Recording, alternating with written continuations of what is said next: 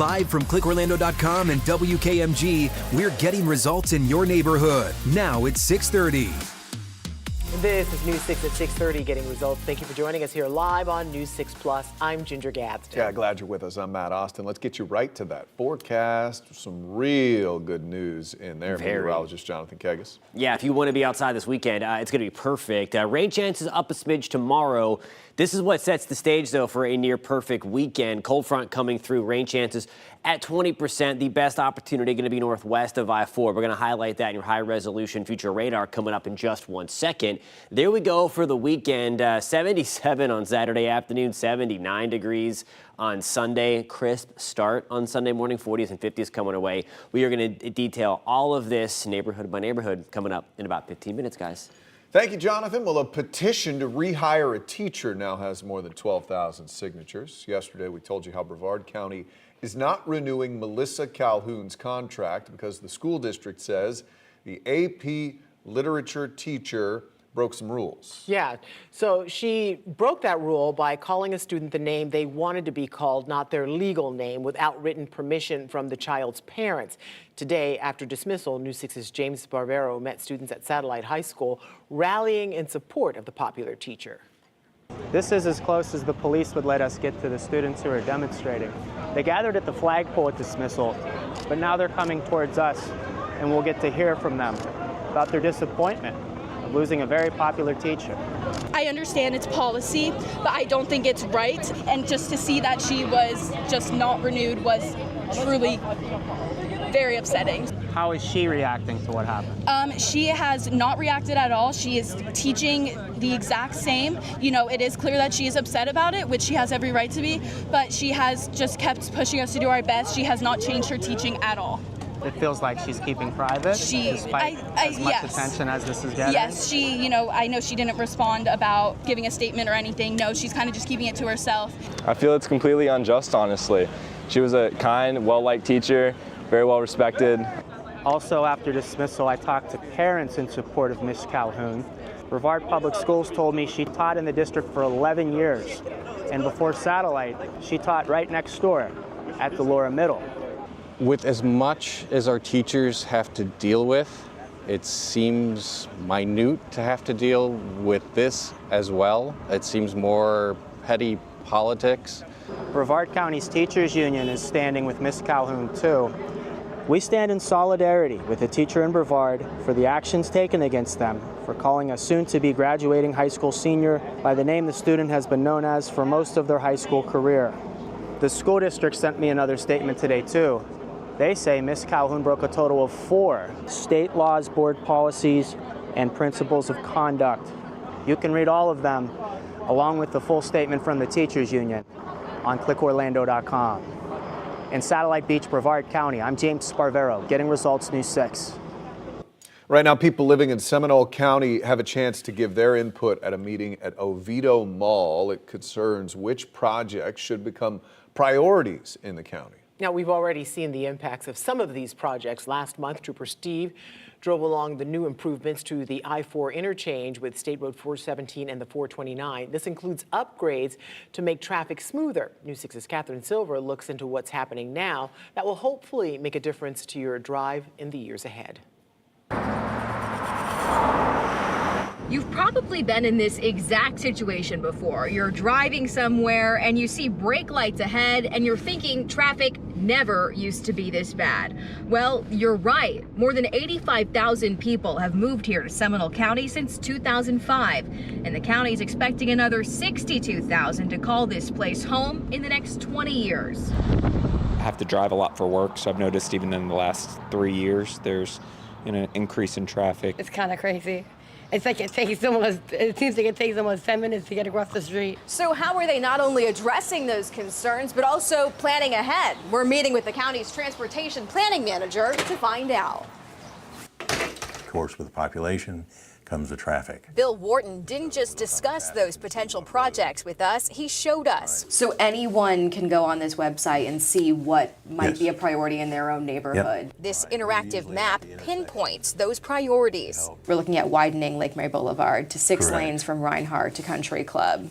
This is a full reconstruction of Orange Boulevard. It is for enhancement of the roadway and safety. That's one of those roads where you see a lot of construction too, where new subdivisions are popping up. Right. Wharton says this is part of a public process where they want to hear from you as they make a transportation mobility plan for 2045. Add a turn lane at an intersection, retime the lights on it. It's a lot of the small improvements together. Hopefully we'll take care of a lot of the congestion. And it's not just road improvements. It's biking and pedestrian paths and alternative transportation. Already, we're seeing new apartments like this one near Altamont Sunrail Stop, an affordable housing development aimed at getting people to work and back home without getting in a car. We want to look forward and out far enough to see what type of projects we're going to need, so then we can start to plan for them, whether it's designed for them, and also how do we finance for those projects as well. Wharton says it's these conversations that lead to change, so you can help the county grow responsibly and get results. If it's in your area and it just helps you get through that intersection a little bit quicker than you did before, then we've made some people happy. In Seminole County, Catherine Silver, News 6. Seminole needs to be very careful about their growth. It's getting tight. I know the answer to for a lot of communities, these planned neighborhoods where everything is one-stop shopping, though. Yeah, right. People seem to really like that. And it is the traffic is Oh interesting. my gosh. Well, we have a link on clickorlando.com where you can give your feedback online. Orange Osceola State Attorney Monique Worrell says her office has a huge backlog of what's known as non-arrest cases. Last week, Worrell rolled out a new policy that limits law enforcement from submitting these cases to her office for prosecution. But what is a non-arrest case, and why are non-arrest cases so challenging for prosecutors? News 6 investigator Mike DeForest highlights a few examples. Along the popular West Orange Trail sits this vacant property owned by William Flanagan. Right on the bike trail, across the street from a nature's preserve, just beautiful. I was hoping to build a home there. As I reported 3 years ago, Flanagan was the victim of property fraud. A con artist forged Flanagan's signature on a deed and then tried selling his land to an unsuspecting buyer. The Ocoee Police Department investigated the forgery and identified a possible suspect. But the agency did not arrest the man, who News 6 is not identifying. Instead, police forwarded the case to the state attorney for review. What this does is it delays justice for our victims. State Attorney Monique Worrell says her prosecutors are overwhelmed with a backlog of more than 13,000 non-arrest cases. Last year, an Orange County Sheriff's deputy investigated a man for domestic violence battery. His wife claimed he choked her to the point she was unable to breathe. The deputy noted that the wife made conflicting statements and that red marks on her chest could have been self-inflicted. The deputy did not arrest the husband because probable cause was not established. Nearly 1 year later, one of Worrell's prosecutors reviewed the case and determined there was no evidence that a battery took place. In another case, Winter Garden police investigated a stalking incident involving 2 women. No arrest was made, in part because the investigating officer said, "I have not been able to corroborate anything." Even if he had, a prosecutor who later reviewed the case noted driving past the victim's house 3 times does not constitute a stalking. I just felt hopeless and helpless. In Flanagan's case, a scammer contacted this real estate broker and tried selling Flanagan's vacant property. Ocoee police discovered the scammer's phone number was linked to the suspect, but it remained unclear who forged Flanagan's signature on the deed. An Ocoee Police Department spokesperson tells News 6, sometimes we send cases like this to the state attorney's office to determine if they want to move forward with charges. But Worrell's prosecutors determined there was not enough evidence to file criminal charges and closed the case. Right now, there is nothing I can file on, a prosecutor told Ocoee police. I have a forged document, but no proof the defendant forged it. To cut down on the backlog of non-arrest cases, State Attorney Worrell says her office will no longer accept most criminal cases unless there has been an arrest. But there are exceptions to her policy for crimes such as homicides, child abuse, and some economic crimes. Mike DeForest, News 6. Well, I'm glad he explained what the definition of non-arrest case is. Yeah, and what kind of crime Yeah. or basically it's when you don't have enough evidence to arrest somebody. No, it makes sense. But it's an interesting push and pull because a lot of times police organizations, if they can't make an arrest, they'll say, oh, well, we'll kick it over to here, and it kind of like, goes nah. on to the, So. Well, it's Central Florida's #1 news website, clickorlando.com. Let's check out what's trending for you tonight. Neighbor to neighbor relations. I love this woman. You have to listen to the soundbite here. It takes on a whole new meaning. An 80-year-old woman in Sanibel, she is dealing with a crocodile that decided her backyard is a great place to hang out and sunbathe, and it even laid eggs just feet from her home. New neighbors. So it definitely alarmed Carolyn David when she found it, quite different from the iguanas she's used to seeing around her home. The city has installed a camera to track the animal and is checking into the possibility of removing it. But look, that animal knows location, location, location. That's a beautiful area. It's a good spot. If you're going to raise a family. Yeah, do it in Sanibel. Now, I looked it up. Apparently, crocodiles, if they lay eggs, they do it once a year. Yeah. If they find a good spot, they're coming back. They will come back the next year. So she might have a visitor permanent neighbor every April. Well, here are some of the other trending stories right now over at clickorlando.com. It's gator mating season in Central Florida, as you could probably tell by our last story. That means you'll start seeing more of these creatures, and while being cautious around water, you should also listen for that big sound those bull gators make during this time of year. What does it sound like, Matt? I don't think that was the best. It certainly is not. It's a low rumble. You have one? I don't. Okay. It's an But easy. it would be Try better it. than that one. Try it. That's it. Did you Oh, just? look, a gator's walking Did you up just right throw now. up? Anyway, listen to it on clickorlando.com. It's a little bit better than this. A little bit. Well, Orange County is considering a 1% sales tax to support Sunrail. The vote to increase might end up on the 2026 ballot to pay for mass transit. Orange County Council must vote on the cost before the next Sunrail board meeting on April 24th. We should stop while we're behind. Yeah, we should. Well, American Girl dolls won't be just a toy for some families in North Carolina after the devastation of Hurricane Helene. The generosity of one Central Florida family giving these dolls out. Much more than a playful purpose. That is still ahead. And if you haven't experienced the sounds of nature, well, you just did.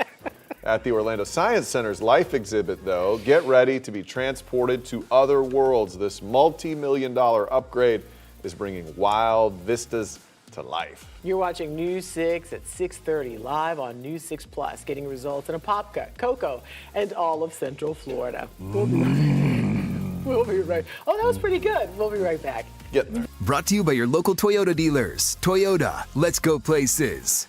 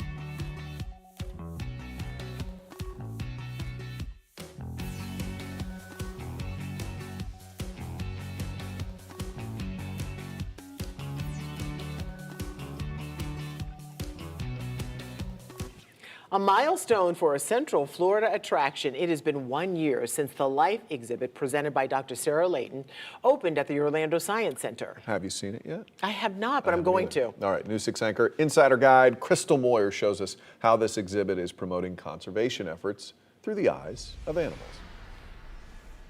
This is something that she can actually want her to start eating. Children coming into the Science Center, they're learning about science, they're learning about technology and math and all these different sciences. The Life exhibit really provides a biological science for children here. Here at Life, it's the animals like the red-rumped agouti, tamarins, and Izzy the sloth who serve as the ambassadors. Honestly, it's unreal. I've never seen anything like it. The fact the sloth is really trying to reach out and grab me. Educating visitors, young and wise, about conservation concerns and how they can help through immersive and hands-on experiences like the petting tank, interactive books, and animal encounters. I think they walk away with a deeper appreciation. Having that connection, that one-on-one connection with our animals here really gets them to understand some of the stories that these animals are experiencing out in the wild, some of the challenges that they're facing. The decade-long multi-million-dollar renovation takes visitors to the rainforest, the ocean, and the swamp. Celebrating 1 year of life here at the Orlando Science Center with more than 300 animals in different environments like the rainforest here, staff members say it's attracting more visitors. We've seen walk-in attendance increase by 10%, and then our membership sales have gone up by 18% since our Life exhibit has opened. To celebrate the milestone, the Orlando Science Center is hosting $15 Day on Sunday, offering the experience at a discounted rate. I posted more about the Orlando Science Center, including ticket information at clickorlando.com/insider. In Orlando, Crystal Moyer, Getting Results, News 6. That looks like so. Yeah, it really does look very cool, and I'm embarrassed. It's been here for a year, and I haven't You been should yet. Have you? be No, have you been? No, I'm embarrassed too.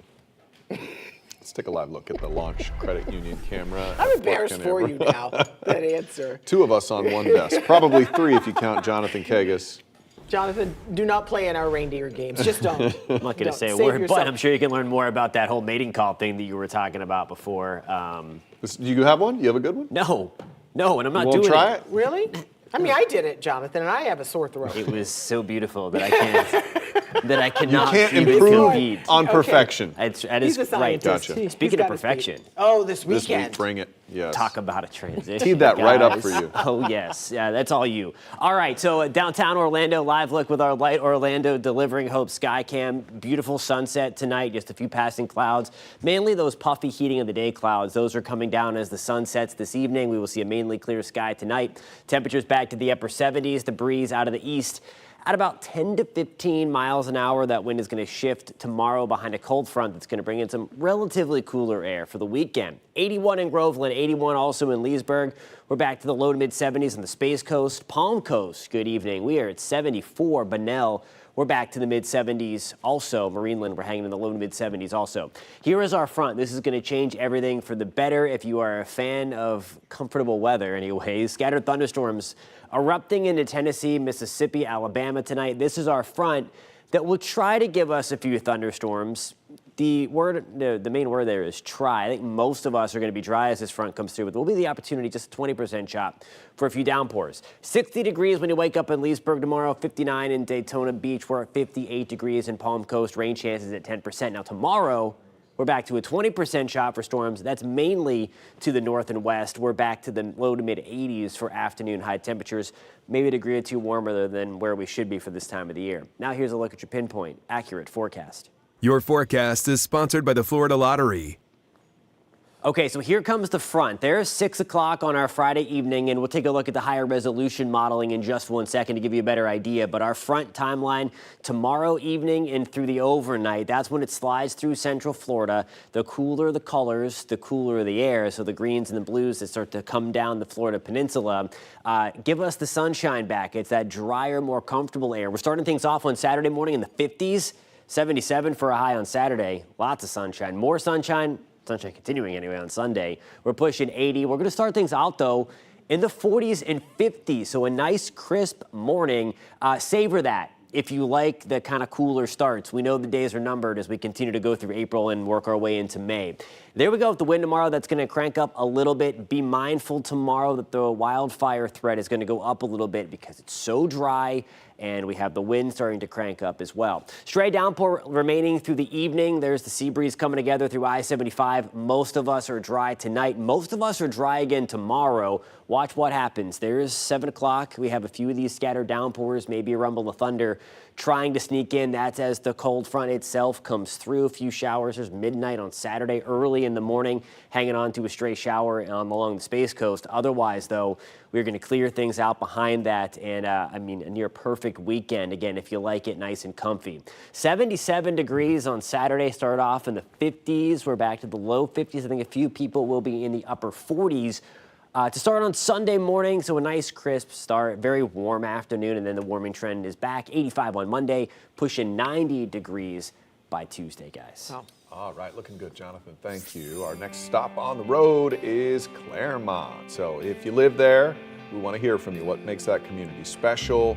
What are you worried about? How can we help get results? Let us know at clickorlando.com/hitstheroad. Fill out the form. Don't be surprised if you hear from us. We're looking for stories. Keep streaming. We'll be right back.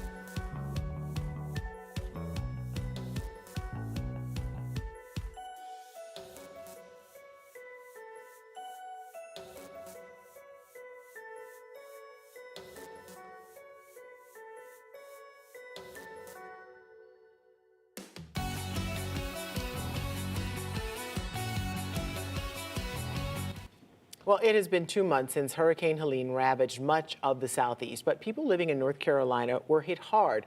A Central Florida family is getting results for some of those families still recovering. Now, this family doesn't have a connection to the area, but after seeing the devastation left by last year's storm, they felt compelled to do something. News 6's Emily McLeod sat down with the family to learn about their efforts to get results.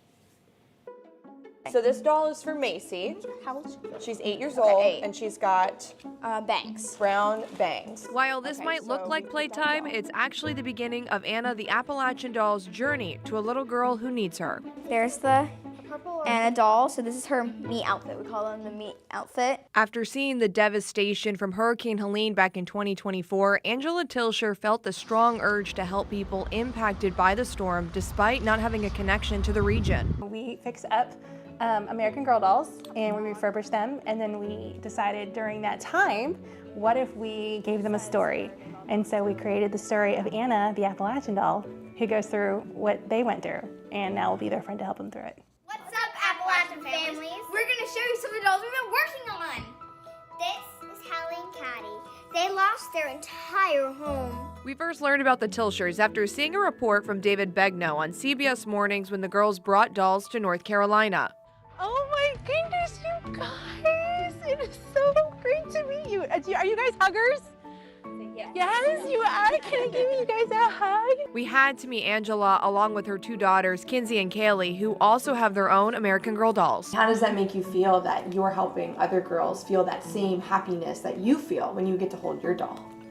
I just really love that we get to help out and make them happy and they get to not be as scared as they were before. I got to see how the girls pick out outfits and hairstyles for each doll firsthand and learn these girls aren't skipping out on any details. What are you looking for in the dress bag? I feel like just like a casual dress. Okay. I feel like for her. Kenzie handles the hairstyles while Kaylee picks out the outfits. Okay. I feel like because she's 9, she would kind of pick out the outfit more so. Okay. Because she kind of knows what she would kind of want. You know the styles.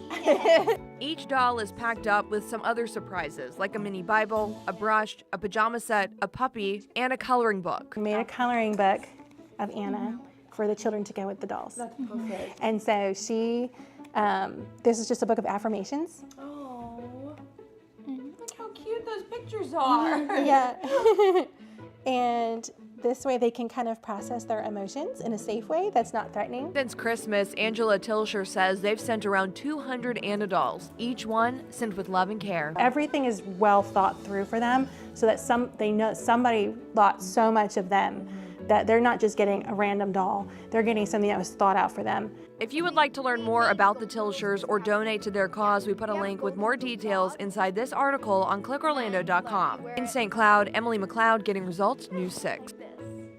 I know the Tilshers are some good people. Yeah. That just warms your heart. And I'm so glad that they are teaching that lesson to their kids, because now we have those kids who are going out into the world, and guess what they're going to do? More good. Spread some light Oh my out gosh, there. love Good that. stuff. Great family. Parents Yeah. intentionally teaching their kids to help others Yeah. is wonderful. Great job. Well, thanks for watching News 6 at 6:30. Yeah, we'll see you tonight at 11 o'clock.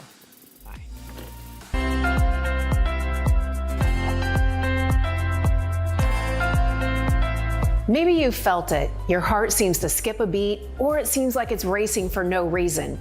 That's a heart palpitation, and many times it's harmless, but for some people, it can be a warning sign. Joining us now to discuss is Dr. Mohammed El Shazli from the Orlando Health Heart and Vascular Institute. Thanks for being with us again today. Thank you for having me. Okay, so there are many types of heart palpitations. How do we know this one doesn't mean anything? This one might be serious. Of course. So palpitations are one of the most common things we see in our clinics every day, and I like to kind of put them in two buckets. So the first bucket is a group of diseases where there's abnormal circuits in the heart or areas of abnormal activity, and these all fall within that bucket. So this includes things like SVTs, so these are supraventricular tachycardias. The most common of them is AFib, for example, atrial fibrillation, but there are other forms of it, okay? That includes things like, atrial tachycardia or atrial flutter. And then there are more dangerous ones which come from abnormal circuits in the lower chambers of the heart called the ventricles, and these are called ventricular tachycardias. Now there's a second bucket of diseases where the heart is completely normal structurally and the electrical system is normal, but it tends to respond in an abnormal way to certain triggers. Okay, so this falls, again, one of the things that fall within category is something called dysautonomias. So like POTS, it's one of the most common things that we see young patients for, where when they change position, their heart races. And other things like thyroid disease can sometimes cause palpitations, anxiety can sometimes cause palpitations, and these are the things that I kind of think about within that category. And then the last thing is there are some patients where we look at their hearts and do monitors and so on, and we don't necessarily see their heart racing, but they feel the palpitations. And some of these are sometimes called phantom palpitations. So for example, when people have very high blood pressures, they feel like their heart is squeezing, but they sometimes mistake it as palpitation. Okay, let's talk a little bit about the thyroid connection, because when you think about my heart doesn't feel right, there's people, I think, assume there's something mechanically wrong with it, but that's actually not related to your heart at all. Yep, exactly. The heart is completely normal, but again, the heart has these, it's connected to the nervous system, it's connected to body hormones, so it tends to respond to these things. So people with thyroid disease who have high levels of thyroid, it can cause the heart to race. So as a general rule of thumb, if you're experiencing this on sort of a continuous basis and maybe you don't have high blood pressure or any of the other warning signs, you probably just need to go see a doctor. That's correct. That's correct.